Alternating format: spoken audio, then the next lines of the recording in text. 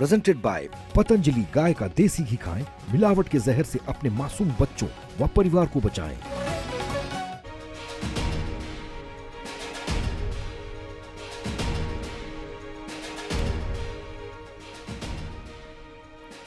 नमस्कार, आप देख रहे हैं आज तक। मैं हूं आपके साथ रोहित सरदाना। शाम के 5 बज रहे हैं और वक्त हो गया दंगल का। पिछले साल विंग कमांडर अभिनंदन की रिहाई पर पाकिस्तानी सांसद अयाज सादिक के कबूलनामे से भारत में राजनीति का जोश आई है। पाकिस्तान के बड़े नेता अयाज सादिक ने कबूला है कि भारत के हमले के डर से अभिनंदन को रिहा करने का फैसला पाकिस्तान को लेना पड़ा। उन्होंने पाकिस्तानी संसद में यहां तक कहा कि अभिनंदन को लेकर हमले की आशंका पर पाकिस्तानी सेना प्रमुख कमर जावेद बाजवा के पैर कांप रहे थे, माथे पर पसीना था। लेकिन पाकिस्तानी सांसद के खुलासे के बाद कांग्रेस नेता राहुल गांधी पर बीजेपी ने मोर्चा खोल दिया है। बीजेपी के अध्यक्ष जेपी नड्डा ने कहा कि कांग्रेस के शहजादे को भारत में किसी पर भरोसा ना हो तो अपने भरोसेमंद पाकिस्तान की सुने। तो इसीलिए आज दंगल में बहस अभिनंदन की रिहाई पर पाकिस्तान का कबूलनामा और उसके बाद भारत में उठे सियासी सवाल। पहले ये रिपोर्ट देखिए और उसके बाद आपको बताते हैं दंगल में आज हमारे साथ कौन कौन से मेहमान। विंग कमांडर अभिनंदन की रिहाई को पाकिस्तान ने शांति का कदम बताया था, लेकिन ये तो उसका डर था। खौफ था भारत की सेनाओं का, खौफ था भारत के इरादे का, नए बदले हिंदुस्तान के तेवर का। Air Force, Army, Navy, Air Force, all three services, we were in a position to wipe out their forward brigades. Balakot air strike के अगले दिन 28 फरवरी 2019 को पाकिस्तान ने जब जवाबी हमला किया था तो विंग कमांडर अभिनंदन ने अपने मिग-21 बाइसन जेट से पाकिस्तानी F-16 के छक्के छुड़ा दिए। हालांकि बाद में वो पाकिस्तानी कब्जे में चले गए। अगले कुछ घंटे बेहद तनाव भरे थे, लेकिन तभी पाकिस्तानी प्रधानमंत्री इमरान खान ने ऐलान किया कि अभिनंदन को वो भारत को सौंपेंगे। हालांकि ये पाकिस्तान का शांति संदेश नहीं है। प्रधानमंत्री नरेंद्र मोदी ने यह संकेत इमरान के ऐलान के फौरन बाद ही दिया था। तो अभी एक पायलट प्रोजेक्ट हो गया।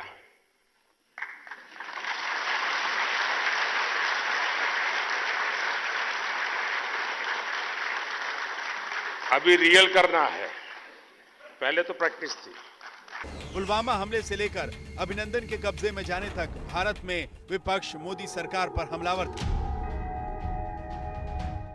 आर्मी नरेंद्र मोदी जी की पर्सनल प्रॉपर्टी नहीं है। नरेंद्र मोदी जी सोचते हैं कि हिंदुस्तान की सेना, हिंदुस्तान की एयरफोर्स, हिंदुस्तान की नेवी उनकी पर्सनल प्रॉपर्टी है। हालांकि पाकिस्तान के डर की तस्दीक पाकिस्तान ही कर रहा है, तो बीजेपी के अध्यक्ष जेपी नड्डा ने राहुल गांधी पर जोरदार हमला बोला है। उन्होंने बार बार कहा कि हिंदुस्तान हर फ्रंट में जवाब देने के लिए तैयार है और हमेशा हम मुंह तोड़ जवाब दे सकते हैं और दिया भी है।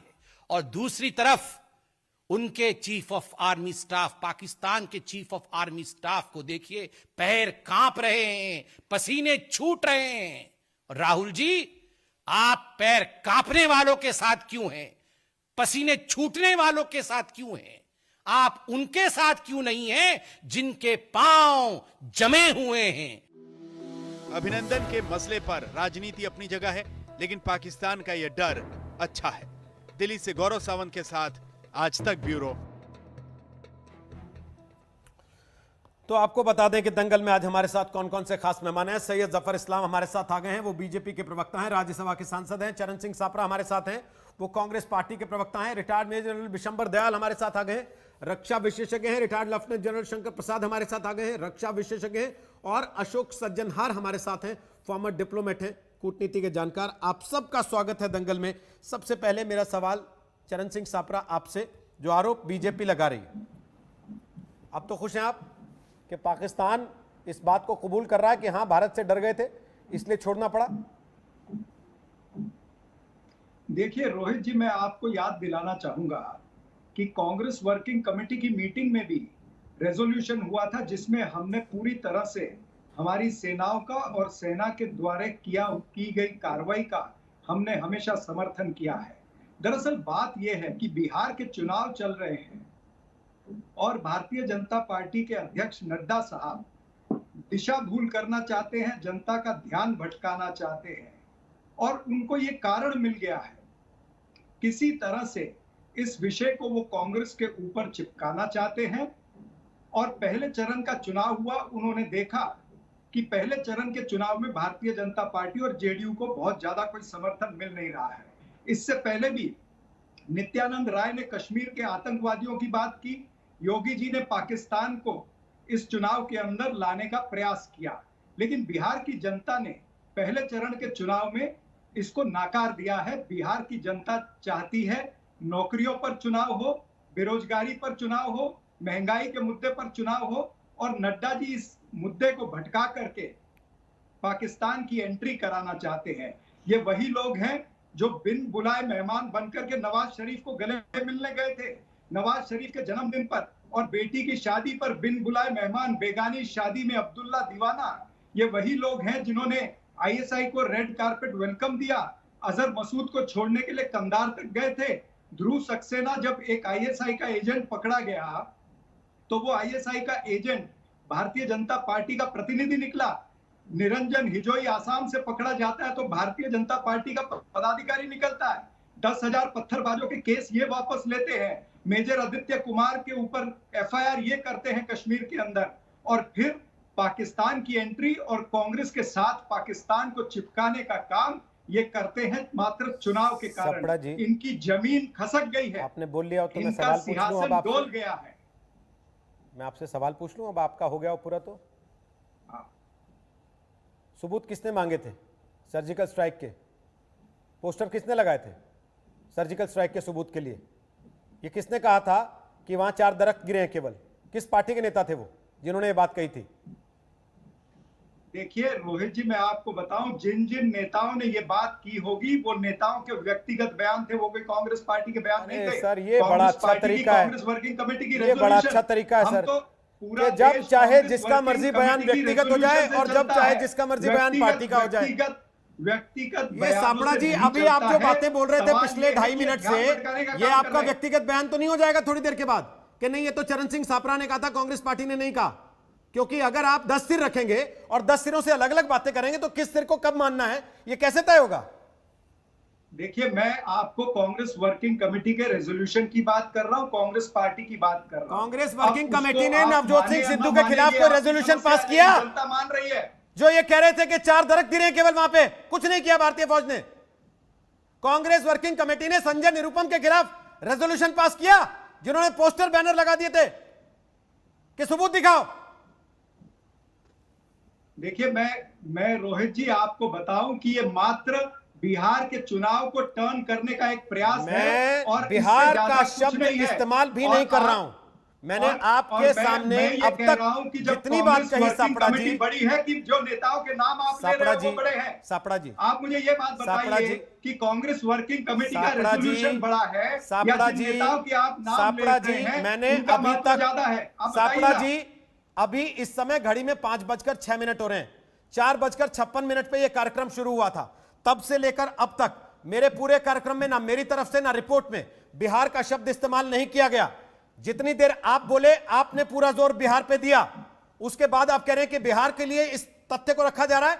मुझे केवल यह बता दीजिए, पाकिस्तान की संसद में जो आदमी बोल रहा था वो बिहार के चुनाव के लिए प्रचार कर रहा था क्या?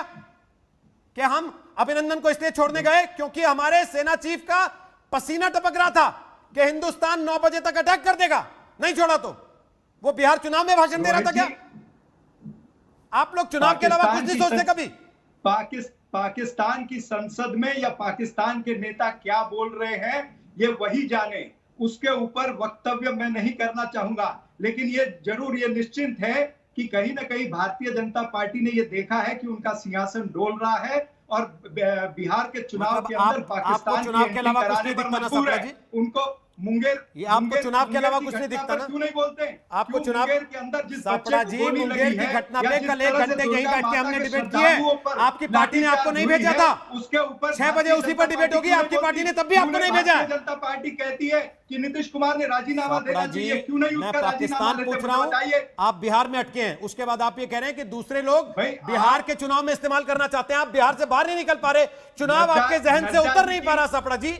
उसके बाद आप ये बात कर रहे हैं जहन से उतरा है। मैं आपको ये समझाना चाह रहा हूं कि कहीं पे निगाहें, कहीं पे निशाना है। आप मुझे केवल ये समझा दीजिए कि जो आपकी पार्टी के नेता पाकिस्तान के पक्ष में उस समय बयान दे रहे थे, एक तरीके से यह कहकर कि साहब सबूत दिखाओ, यह कहकर कि 4 दरख्त गिरे हैं, उनसे माफी मंगवाएंगे। मैं रोहित जी जब उनसे माफी मंगवाएंगे, उनसे माफी मंगवाएंगे। बड़ी है, मैं मान लिया सीडब्ल्यूसी में प्रस्ताव पास हुआ था, नेताओं से माफी मंगवाएंगे, कार्रवाई करना तो दूर की बात है, माफी मंगवाएंगे उनसे। ये बताइए मुझे, आप ये बताइए, नहीं मंगवाएंगे ना सर, CWC बड़ी है, नहीं मंगवाएंगे ना, क्योंकि आपने 10 सिर पाले और आप 10 सिर रखते हैं, इसलिए ताकि जब जो जैसा मौका आए उस तरीके से वहां से फायरिंग करवा लें जुबानी, और बाद में कहते हैं ये तो इनका निजी बयान था, है ना सर? अच्छा, तो साक्षी महाराज क्या बोलते हैं, कभी गिरिराज सिंह क्या बोलते हैं, कभी तो यही बात इनसे भी कही जाती है, क्या बोलती है आपके लिए नवजोत सिंह सिद्धू साक्षी महाराज है, चीज को, ठीक है सर, आप इस चीज चरण को सिंह सापरा ठीक करना है, चाहते हैं, मैं वो होने नहीं दूंगा। आपके लिए नवजोत सिंह सिद्धू साक्षी महाराज है। ये पाकिस्तान तो बहाना है, माफी मंगवाना, बिहार इनका निशाना है सर माफी मंगवाना तो आप भूल जाइए,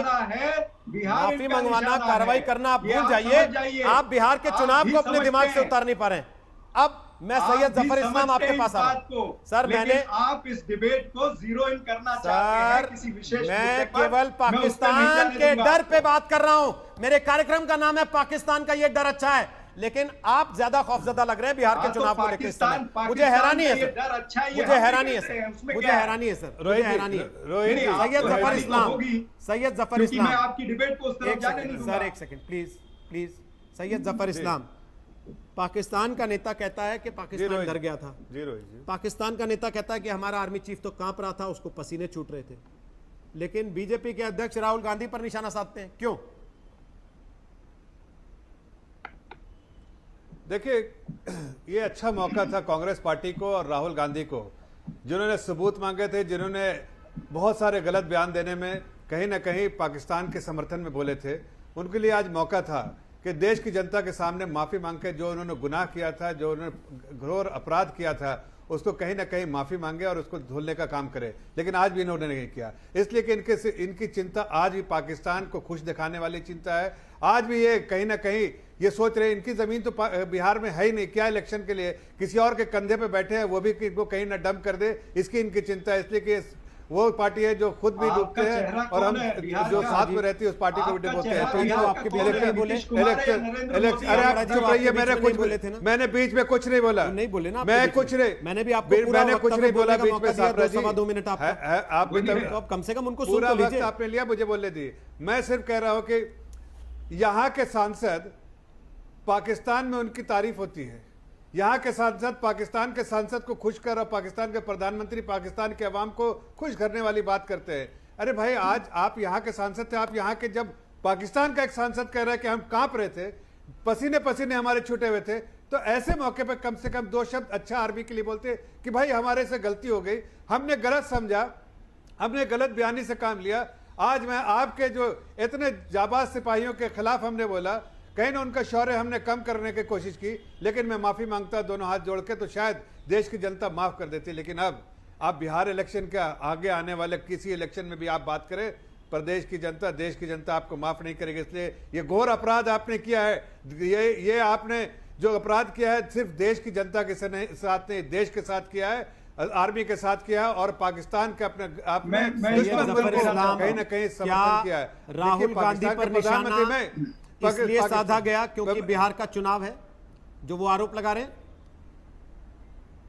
बिल्कुल नहीं, मैं तो कह रहा हूं कि देखिए इनके लिए हसीन मौका था। रोहित जी कह देते कि हमारी पार्टी के लोगों से गलती, मुझसे भी गलती हुई, हमने बार बार प्रधानमंत्री पे अपशब्द बात किए, हमने उनके अपने जाबाज सिपाही के बहादुरी पे हमने कहीं नहीं क्वेश्चन मार्क खड़ा किया, हमने अपने लीडरशिप के खिलाफ बोला, हमने पाकिस्तान के प्राइम मिनिस्टर को मदद की, पाकिस्तान के प्राइम मिनिस्टर ने 5 गंदी बातें की, उसको हमने कभी उसके बारे में कुछ नहीं कहा, लेकिन देश के आर्मी के पर क्वेश्चन बराबर उठाया, सबूत उठाया। हमारे पार्टी के लोगों ने, लीडर ने गलत बयानी से काम लिया, पाकिस्तान में जाके उन्होंने गलत बयानी से काम किया। ऐसे में मेरा फर्ज था, वो कहते कि हम उनको रोकते, न के सवाल उठाते। एक बहुत अच्छा सुनहरा मौका था सापरा जी, जो आप कांग्रेस पार्टी ने खो दिया, इसलिए कि आपकी चिंता पाकिस्तान है, पाकिस्तान को खुश दिखाना चाहते हैं, देश की चिंता नहीं। एक सांसद, देश में चुना हुआ सांसद, उसको सबसे पहले उसकी चिंता देश के लिए होना चाहिए था, देश के लिए मर मिटने की होना चाहिए था, लेकिन वो आपने नहीं किया। ओके,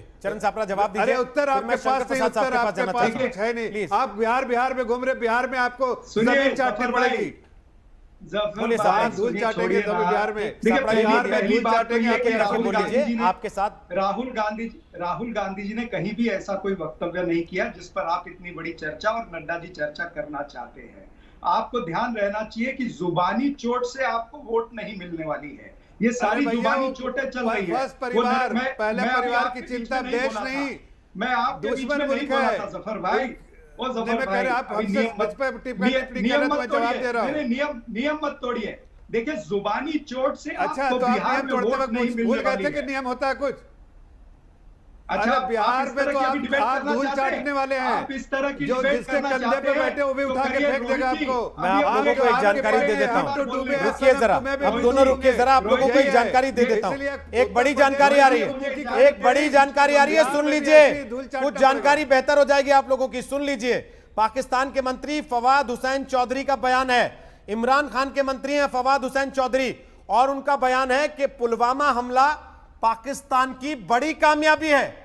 जिन चीजों को लेके हिंदुस्तान में राजनीतिक पार्टियां, सत्ता पक्ष और विपक्ष, शंकर प्रसाद साहब, एक दूसरे का कॉलर पकड़ रही होती हैं कि देखो तुम रोक नहीं पाए, तुमने ऐसा कर दिया, तुमने वैसा कर दिया, उनको लेके एक एक करके खुलासे हो रहे हैं। कल संसद में एक आदमी बोलता है कि पाकिस्तान डर गया था इसलिए अभिनंदन को छोड़ना पड़ा, और आज दूसरा व्यक्ति बोल रहा है कि पुलवामा हमला पाकिस्तान की बड़ी कामयाबी थी।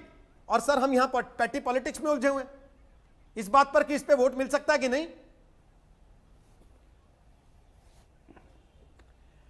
रोहित, बड़े दुख की बात है कि इस मसले में जो आजकल के हालात हैं उस पर भी कांग्रेस और बीजेपी की आपस में लड़ाई चल रही है। आपकी डिबेट में 15 मिनट बिहार और इसमें लग गए।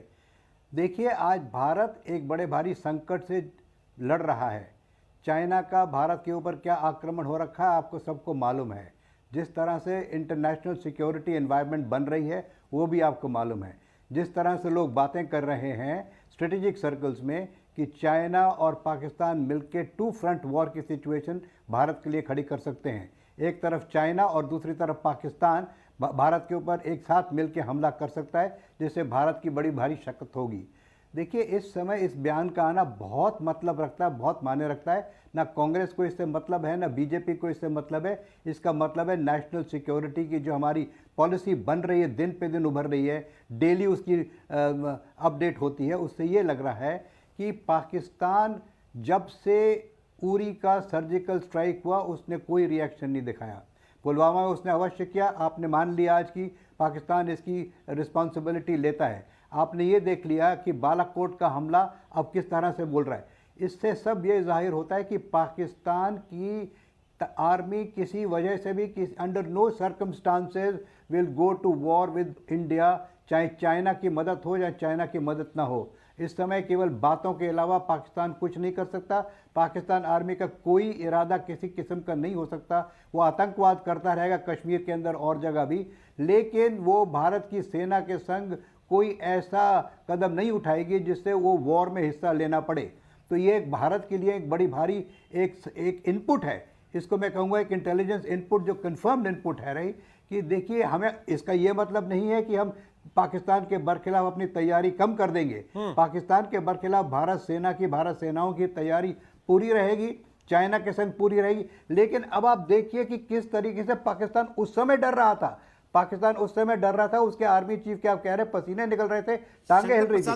जब आज पूरा विश्व भारत के साथ है, उस समय तो भारत। सर, मैं आपको एक चीज सुनाना चाहता हूं थोड़ा रोकते हुए, और वो बयान जिसका मैंने अभी अभी जिक्र किया फवाद चौधरी का, वो कह रहे हैं पुलवामा हमला पाकिस्तान की कामयाबी है और इसका क्रेडिट जो है वो इमरान खान को जाना चाहिए।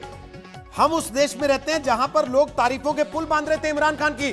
जब इमरान खान ने यह कहा था संसद में कि हम तो विंग कमांडर अभिनंदन को छोड़ रहे हैं, हमारे यहां से तारीफों के पुल बांधे जा रहे थे इमरान खान की।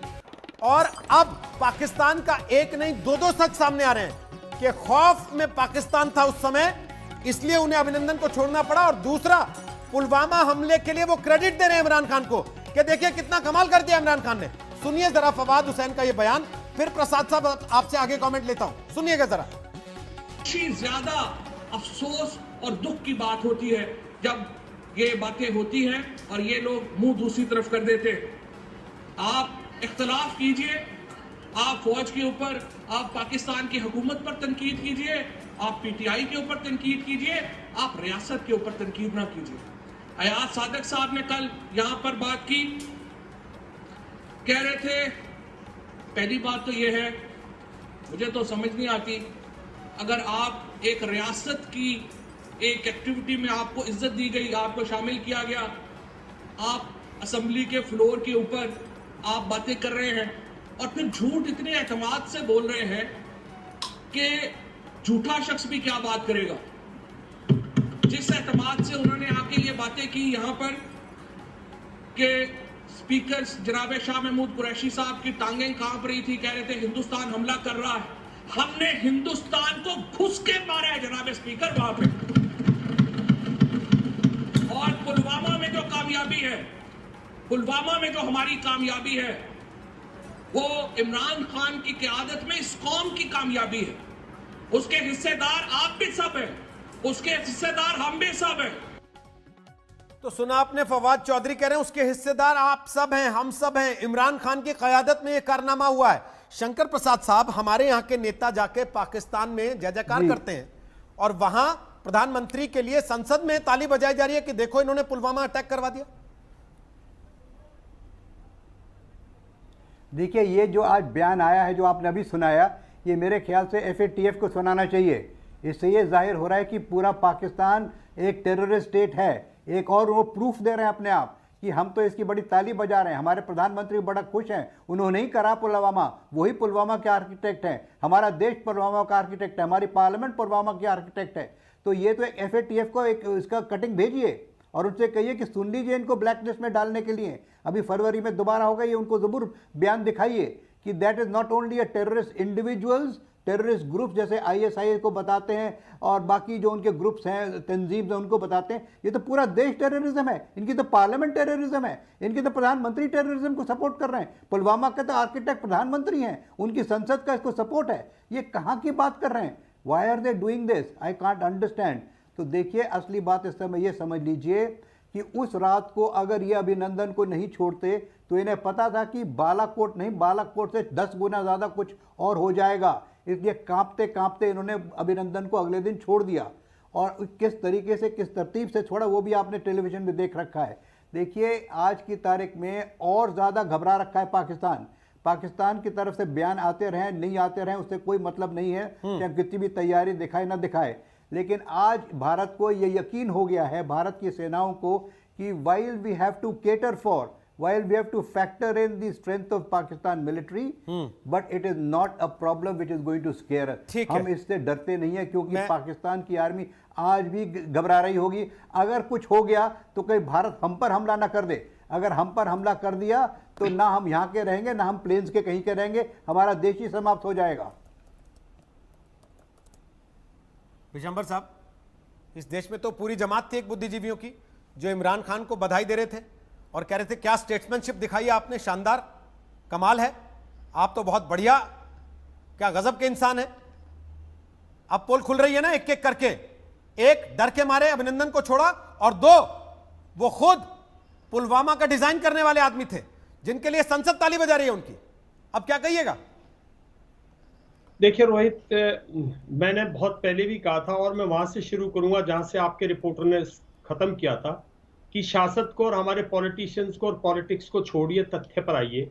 और ये वही तथ्य है जिसका हम तब बयान करते थे, देश के लोग भूल गए होंगे और आप लोग सब भूल गए होंगे। लेकिन जब ये हुआ था, हमने कहा था पाकिस्तान डरा हुआ है, ये मौका है, इस मौके को जाने मत दो, बहुत सुनहरा मौका है। और उन्होंने एयर वायलेशंस की हैं और हमने उनका एक एयरक्राफ्ट गिराया है। कोई बात नहीं, हमारा एक बहादुर एयर पायलट उनके कब्जे में है। This is the time to attack. जैसे मैंने कोरियन वॉर का एग्जांपल दिया था, जैसे मैंने मैकार्थर की स्टेटमेंट दी थी, इट इज नाउ और नेवर अक्रॉस यांगत्से। उन्होंने बोला था जब जब जब अटैक था, अदरवाइज कम्युनिज्म कभी भी काबू में नहीं आएगा। मैंने तब बोला था कि ये मौका है, और मैं बहुत शुक्रगुजार हूं इन पाकिस्तानियों का जिन्होंने ये आज कबूल किया, क्योंकि हम ये बोलते थे कि पाकिस्तान की कोई अहमियत नहीं है, पाकिस्तान की सेना में कोई दम नहीं है, भारत को उससे अब एक सबक सिखा देना चाहिए वंस फॉर ऑल। ना उसकी एटॉमिक पावर से डरो, ना उसके एटॉमिक हथियार से डरो, उसकी सेना में कोई दम नहीं है। इन्होंने यही बात की और हमने तब भी कहा था पुलवामा का जिम्मेवार पाकिस्तान है। इस पर विवाद की इस पर कोई स्कोप ही नहीं है, इस पर कोई बहस की वही नहीं है। लेकिन एक सुनहरा मौका है वंस फॉर ऑल। पाकिस्तान की जरूरत कैसे पड़ी भारत की सरजमी पर, हमारे 40 जवानों का उसने घुसकर अगर ये किया तो हमें घुसकर पूरे पाकिस्तान को खत्म करना चाहिए। मैंने तब भी बोला था ये मौका है, लड़ाई करो, खत्म करो पाकिस्तान के मुद्दे को, वरना अगली पीढ़ी भी यही करेगी। मेरे ये शब्द थे, मैंने बार बार राजपथ से बोला था, लेकिन एक सुनहरा मौका खो दिया और अब भी हम इसमें खो देंगे। मैंने एक और बात कहूंगा जो अभी शंकर प्रसाद कह रहे थे, यही आज की हालात है। मैं पिछले 5 महीने से कह रहा हूं कि हम क्यों चाइना की बातें करते हैं, क्यों पॉलिटिक्स में घुसे। ये मौका है चाइना को अगर सबक सिखाना है तो, वरना चाइना को भी उसके बाद आप सबक नहीं सिखा सकते। चाइना की सेना का भी यही हाल है। चाइना के पास टेक्नोलॉजी है, इकोनॉमी है, फाइनेंसेस है, ये सब है, लेकिन चाइना की सेना का भी आज बॉर्डर पर यही हालात है जो पाकिस्तान का है। और मौका है इन दोनों देशों को एक सबक सिखा दिया जाए ताकि आने वाली पीढ़ी सुख शांति, भारत तरक्की में रहे, शांति में रहे। जो भारत के लोग हैं, हमारे लोग बड़े शांति प्रिय हैं, हमारा देश बहुत शांति चाहता है, हमारा देश तरक्की और उन्नति और इन सब पर चलना चाहता है। लेकिन पाकिस्तान और चाइना कीड़ा है जो हमें खाए जा रहे हैं और हम ऐसी बातें सुनते। ये तो तथ्य है, वो जो बोल रहे हैं उन्होंने माना जो कुछ है वो तो हम जानते हैं। जो कह रहा हम नहीं जानते थे वो मूर्ख है इस देश के लोग। हम जानते थे पहले दिन से चाइना पाकिस्तान की कोई अहमियत नहीं। ठीक है सर, हम एक कमेंट सज्जन हर साहब से लेना चाहते हैं, लेकिन एक दिन पर पाकिस्तानी सांसद के बयान की गूंज अभी थमी नहीं थी कि दूसरा बड़ा बयान बम पाकिस्तान की तरफ से टूटा है, जिसमें पाकिस्तान की संसद में यह कबूल किया गया है कि पुलवामा हमला पाकिस्तान ने कराया था। इसे इमरान खान की कामयाबी कहा है इमरान के अपने मंत्री फवाद हुसैन चौधरी ने, और यह कहा कि इमरान खान की कयादत में हुआ ये कारनामा माना है उन्होंने इस बात को कि पुलवामा में हमला पाकिस्तान ने कामयाबी पूर्वक करवा दिया। आपको बयान सुनवाते हैं, उसके बाद आगे की बात। तो सुना आपने फवाद हुसैन चौधरी को। सवाल हम लेना चाहते हैं अशोक सज्जनर साहब से, लेकिन उसके पहले चरण सिंह सापरा, मैं कांग्रेस के नेता बीके हरिप्रसाद का बयान पढ़ रहा हूं। उन्होंने कहा कि यह मैच फिक्सिंग है मोदी और इमरान खान के बीच में। अब भी यही कहेंगे? देखिए रोहित जी, सर्वप्रथम मैं ये कहना चाहता हूं कि फवाद हुसैन चौधरी का बयान जो है इसकी हम घोर निंदा करते हैं। और जिस तरह से अभी शंकर प्रसाद जी कह रहे थे कि इस विषय को मौजूदा सरकार ने इंटरनेशनल प्लेटफॉर्म पर लेना चाहिए, यूनाइटेड नेशन के पास, FATF के पास में हमको, हमारी सरकार को जाना चाहिए। देखिए मैं आपको ये भी याद दिलाना पहले माफी तो मांग लीजिए, सलाह देने आ गए, माफी तो मांग लीजिए पहले। अब मेरी आप तो कह रहे थे होम ग्रोन टेररिस्ट हैं ये लोग जिन्होंने किया, वहां इमरान खान के लिए संसद में ताली बज रही है। नहीं, आप मेरी बात सुनेंगे पहले पूरी।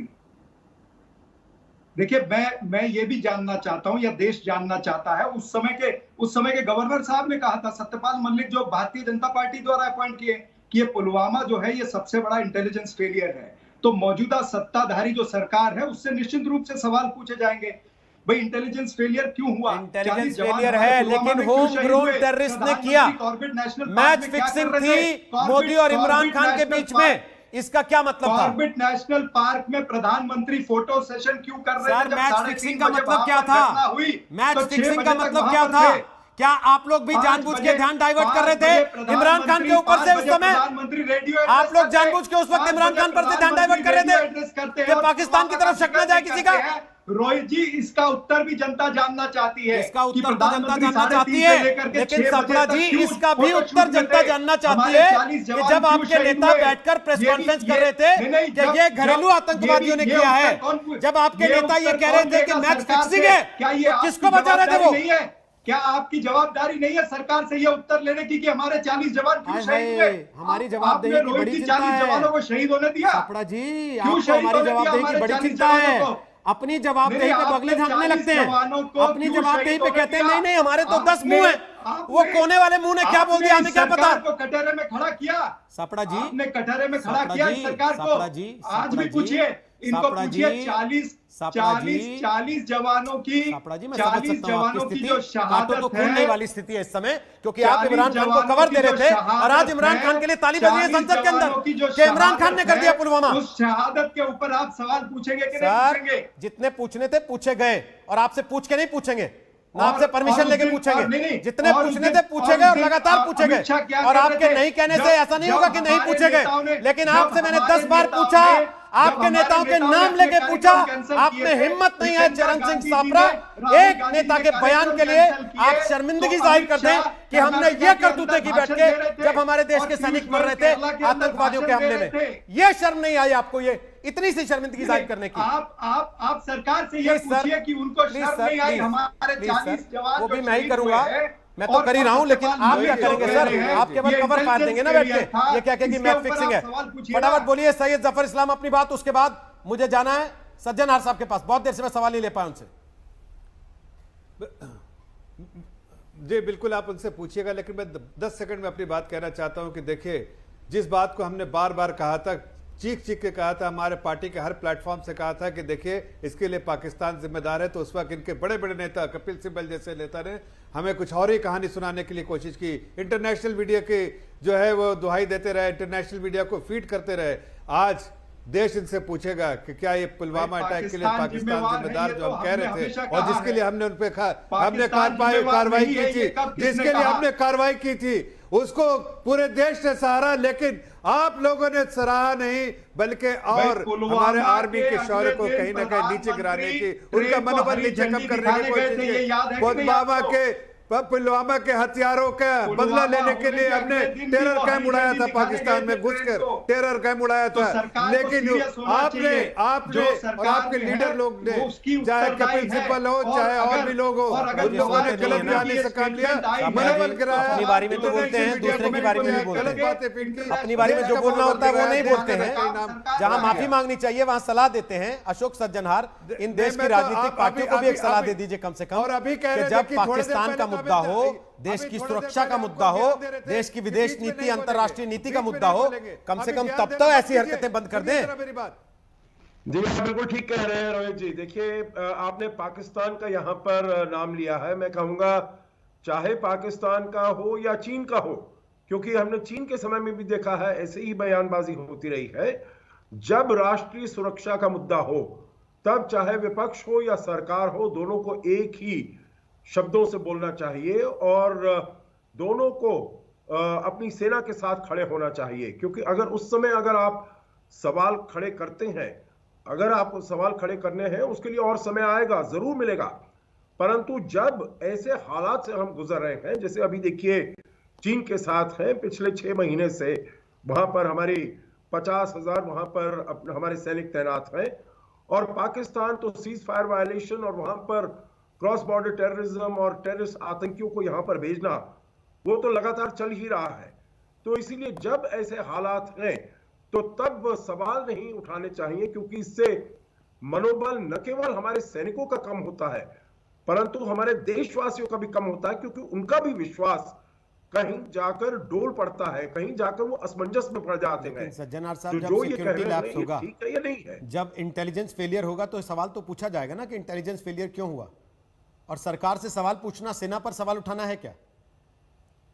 नहीं, वो बात नहीं है, परंतु जब ऐसे हालात से गुजर रहे हो आप जरूर पूछिए, सवाल जरूर पूछिए। अगर इंटेलिजेंस फेलियर है परंतु उसका अगर आपने जवाब दिया है, उसके ऊपर भी अगर आप सवाल खड़े करना चाहते हैं तो यकीनन उसमें तो आप अपने सैनिकों के मनोबल के ऊपर आप प्रहार कर रहे हैं। तो आपके पास सवाल होते हैं, सवाल का एक समय होता है और वो सवाल का समय आप आने दीजिए, तभी आप सवाल पूछिएगा। ये नहीं जो हर एक सवाल का जवाब आपको उसी समय चाहिए। जब यह हादसा खत्म हो जाए, अब जैसे ये गलवान में जो हुआ, गलवान में अगर आप पूछने लगे जो 15-16 की रात को, जो हमको तो जवाब अभी चाहिए, अभी तो आपके सैनिकों की शहादत हुई है, उसके बाद में आपने क्या काम करना है, उस पर आप सेना को और अपनी सरकार को पूरी तरीके से आप उनको सहारा दीजिएगा, उनको सपोर्ट करिएगा। उसके बाद जब समय आएगा जो ये क्यों हुआ, ऐसे हालात कैसे बने, क्यों बने, उसका आप जब समय आता है तो आप प्रश्न पूछिएगा। ये जो 2 बयान आज और कल पाकिस्तान की तरफ से आए हैं संसद में, सर, क्या आपको लगता है FATF में, जैसा शंकर प्रसाद साहब ने कहा, भारत की तरफ से एक बड़ा मजबूत केस बनाने में मददगार साबित हो सकते हैं? मेरे विचार से देखिए जरूर किया जाएगा ये, क्योंकि जो ये पुलवामा का भी हुआ था, आपको मालूम है जो कितने 100 पेज के जो वो दस्तावेज बने थे जो NIA कोर्ट को गया था, वाला सब हमने प्रेजेंट किया था FATF को जब उनकी मुलाकात हुई 22 और 23 अक्टूबर को। मेरे विचार से ये वाला भी जरूर वहां पर जाएगा और ये जरूर फीड इन करेगा जो भी डिसीजन मेकिंग होगी उनकी, जो अभी तक पाकिस्तान आतंकवाद को बहुत सहारा दे रहा है। यकीनन इसको किया जाएगा, मुझे इसमें कोई शक या शुबहा नहीं लगता है। और यही करके भारत अपने केस को और ज्यादा सुदृढ़ बनाएगा और इसको आगे लेकर जाएगा। शंकर प्रसाद साहब, आपको लगता है कि कम से कम इस मौके पर, इस मुद्दे पर, खास तौर पे जिस तरीके की राजनीतिक बहस, जिस तरीके से कि चुनाव में हमें इसका फायदा मिल जाएगा या नुकसान होगा, ये चीजें होती हैं, तो एक फौजी को खराब नहीं लगता होगा कि हम यहां जान गंवा रहे हैं, इन लोग को वोटों की पड़ी है? देखिए, बहुत दुख की बात है, मैंने यही शुरू में कहा था आपसे, भारत इस समय एक बहुत संकट से जूझ रहा है। भारत के बरखिलाफ एक बड़ा शक्तिशाली देश खड़ा हो रखा है। उसको जो सिखाया वो तो सिखा दिया। जिस तरह से पुलवामा और बालाकोट और सर्जिकल स्ट्राइक के बाद पाकिस्तान की टांगें हिल रही थी, मैं आपसे ये कहना चाहता हूँ रोहित जी कि आज चाइना की भी टांगें हिल रही होंगी उसी प्रकार से, जबकि हमने कैलाश रेंज पर कब्जा किया है, जब ने अपनी डिफेंसेस को इतना मजबूत किया है कि आज चाइना ये समझ रहा है कि मैं बड़ी गलती कर बैठा हूँ इस देश से लोहा लेने की। तो आज जो आपने खुलासे किए हैं, ये मैं समझता हूँ एक बड़ा भारी मोरल बूस्टर है भारत के लिए, भारत की सेना के लिए, भारत की गवर्नमेंट के लिए, कि इस समय न केवल पाकिस्तान घबरा रखा है इंडिया से कि कहीं कुछ करना दे, और जैसा बिशंबर दयाल ने कहा कि यही मौके हैं कि इनको दोनों को एक लेसन टीच कर दिया जाए। खैर वो बात अलग रहेगी, क्योंकि हम नहीं चाहते कि युद्ध हो, लेकिन हम ये अवश्य चाहते हैं कि दोनों देश से कुछ सीखें। चाइना भी इससे सीखे। आज के बयान से मैं कहता हूँ चाइना को भी कुछ सीखना चाहिए कि अब बातचीत करके इस मसले को हल कर दिया जाए, LAC का डिमार्केशन ठीक से हो जाए, लाइन ऑफ कंट्रोल बन जाए जो भी है, और इंटरनेशनल बॉर्डर की सेटलमेंट कर लें। भारत वो भारत नहीं रहा जो कि पहले ज़माने में रहता था, हर एक छोटी बात से डर के, अरे जी न्यूक्लियर है, मर जाएंगे, ये हो जाएगा, वो हो जाएगा, बड़ा शक्तिशाली देश है चाइना, बड़े आतंकवादी हैं पाकिस्तान, ये सब कुछ अब ठंड पड़ गई है इस पर।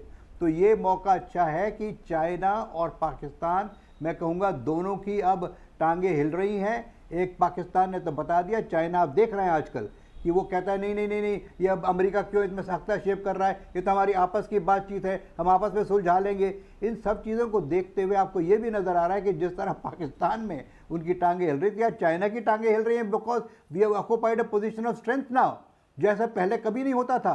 तो आज भारत की सेनाएं, भारत की सरकार, भारत की पॉपुलेशन एक साथ जुट गई है देश की सुरक्षा के लिए। एम्बेसडर सज्जनहार ने बड़ी अच्छी बात कही कि भारत सेना, एक सरकार और एक देश जुटकर लड़ रहा है, और आज की हालात वो हालात नहीं है जो पुराने ज़माने में आज से 10 साल पहले होते थे या कुछ समय पहले होते थे।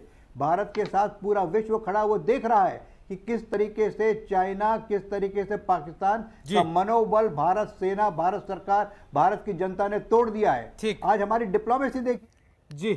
समय समाप्त हो रहा है, लेकिन पाकिस्तान की संसद से हुए ये दोनों खुलासे पाकिस्तान को पूरी दुनिया के सामने पूरी तरह से बेनकाब करते हैं। और सबसे बड़ी बात, अब भारत FATF में इसका कैसे इस्तेमाल करता है, जो बात अभी शंकर प्रसाद साहब ने कही, ये देखने की चीज होगी। तो ब्रेक के बाद एक बार फिर आपका स्वागत है। सवाल हमने आज आपसे पूछा था, क्या अभिनंदन पर पाकिस्तान के डर का कबूलनामा मोदी नीति पर मुहर है? जो आपने जवाब हमें दिए 96%, 96% लोग कह रहे हैं हाँ, मोदी नीति पर यह मुहर है, जबकि 4% को ऐसा नहीं है। छोटा सा ब्रेक, ठीक 6 बजे हल्ला बोल होगा अंजना के साथ सीधे बिहार से। देखते रहिए आज तक। नमस्कार, मैं हूं अंजना ओम कश्यप। हमें उम्मीद है ये वीडियो आपको पसंद आया होगा। लेटेस्ट खबरों के लिए यूं ही देखते रहिए आज तक, और इस वीडियो के पसंद आने पर लाइक, शेयर एंड सब्सक्राइब करना ना भूलें।